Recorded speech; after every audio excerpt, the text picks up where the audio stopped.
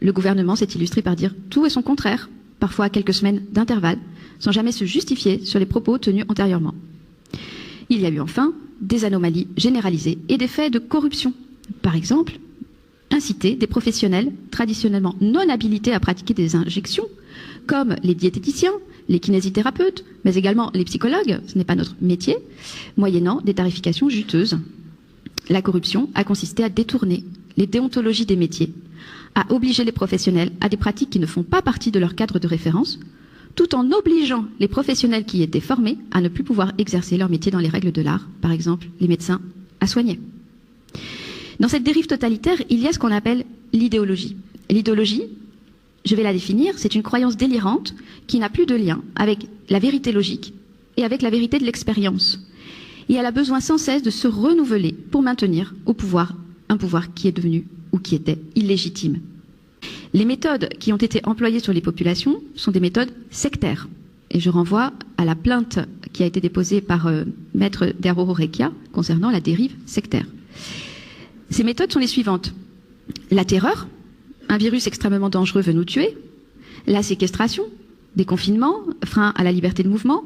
Et l'atteinte aux droits fondamentaux inaliénables, ça veut dire qu'ils ne peuvent s'aliéner en aucune circonstance. Eh bien là, ça n'a pas été le cas. Par exemple, le droit à l'égalité devant la loi, la liberté d'expression. Il y a eu aussi une exclusion et une maltraitance généralisée envers toute la population.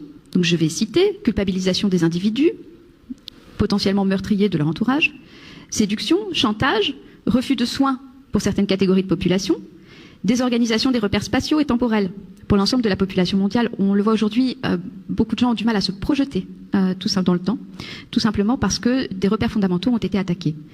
La surveillance et la transgression de la vie intime des personnes, etc. Les citoyens qui questionnent, comme nous, sont considérés comme mauvais, jusqu'à même des appels au meurtre dans certains discours politiques. J'ai relevé en Italie, des personnalités du journalisme, de la politique et de la médecine ont appelé à une ségrégation dans les trains entre vaccinés et non vaccinés, à l'affichage par un panneau autour du cou pour les non vaccinés, avec des déclarations publiques souhaitant rétablir les chambres à gaz. Il y a eu aussi des conflits de loyauté. Les conflits de loyauté, c'est une notion de psychologie qui parle des choix impossibles à faire. Vous savez, des faux choix. Par exemple, tu dois choisir entre le droit au travail, donc tes moyens de subsistance, et le droit à disposer de ton propre corps. C'est un faux choix. Il y a eu suggestion hypnotique jusqu'à induire un interdit de penser chez les gens avec les masses médias, les répétitions d'une comptabilité mortifère quotidienne, des discours et des images de panique. Il y a eu aussi de l'intimidation, de la menace, de la censure et des persécutions. Toute forme de désaccord ou de simple interrogation rencontre aujourd'hui censure, calomnie, répression, et nous en avons des exemples vivants, comme Vincent Pavant ou Emmanuel Darle aujourd'hui. Nous n'avons pas le droit de réfuter la narration dogmatique officielle, malgré les nombreux paradoxes qu'elle contient. Il y a eu aussi des chocs traumatiques réitérés sur la durée envoyés sur la population. Par exemple, des décisions de fermeture prises par décret au dernier moment, parfois même des décrets à l'intérieur des décrets, des discours paradoxaux destinés à sidérer les citoyens.